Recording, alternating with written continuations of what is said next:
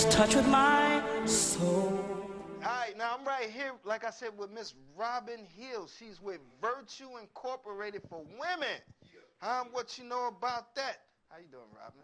I'm doing good, thank you. Thank you for having me on your show. Oh, no doubt. To talk about my organization. Thank you for coming on board. And like I said, it takes a lot of courage and a lot of selflessness to want to uplift other individuals, you know, and why women in particular? Well, one, I'm a woman, and I've always had a passion to help women. I think in today's society, there's a lot of confusion as far as what is expected of women. And we no longer have the community that we once had that helps women support each other. It is generally it's a trait of women to gather and to help one another. But in today's society, we seem to be broken and hurt, and we don't know how to come around and nurture one another. And why do you think that is? I think various reasons, but I think right now in society with media and everything, it's very self-promoting, very selfish, and for one, that's the breakdown of communication in the community. Another thing is people are hurting so much and they don't realize that they're not the only person hurting. And so people take their problems and they draw to themselves because they don't think that there's a place they can go to for support. And places that are supposed to support them have failed. And so people have drawn to themselves. There's need for everyone, men and women, but I'm called to help women.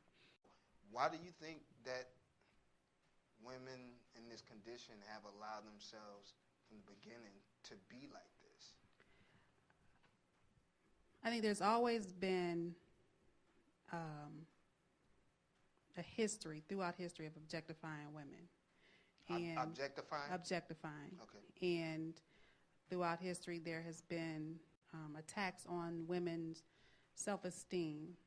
I also believe, here again with the other side, that there's been attack on men, so men don't protect the women like they used to. There used to, there were the women that men talked about or talked negatively about, and then the women that they protected. Now the women in negative light are being lifted to a position to be aspired to. So our young girls and our young women are now trying to be what they see or what they think is what's wanted of them.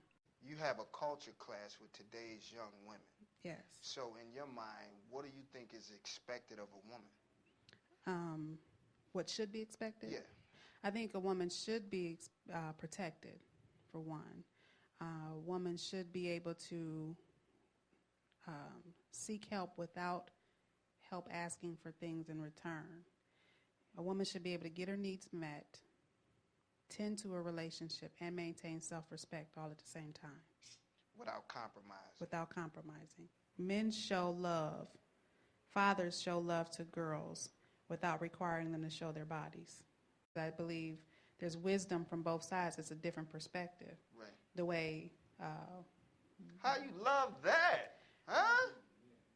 Big. Yeah. Thank you. Well, let me Thank ask you a question. How does it go from a respectable woman to a woman that just, runs her mouth and, comes off at ill-advised times, comes off disrespectful, disrespectful of men? Why do you think that happens? Those are defense mechanisms. Women who often come off angry, and even with men, that's the only way. When people misuse anger, it's because that's the only way they know how to be heard. They don't think that they're being heard, so they have to keep screaming, they have to keep swearing, they have to keep being loud because they don't feel heard. And it generally has nothing to do with the situation at hand. It's deep-rooted into something that's going back to another time in their life where they weren't heard, they weren't protected. So you decided to take it upon yourself to address some of these ills going on in the community with women. And so therefore, to that note, you started not-for-profit organizations? Yes. Talk Virtue Inc. for Women is a faith-based not-for-profit that develops... Virtue Inc. for Women? Yes. Right then and there that says you need virtues. Virtue is qualities that you should have as well as standing for something and being a fighter and a victorious person. Right. So I've created programs for women, teens, and adults of low to moderate incomes to encourage self-esteem and self-efficacy. I have 3 departments that we create programs in: youth, adult, and community. And in my youth department, we have the teen mentoring programs. We have Virtue Teens, which is an after-school program. And we work with them on various topics, but our core values of our organization is physical, emotional, spiritual, and social.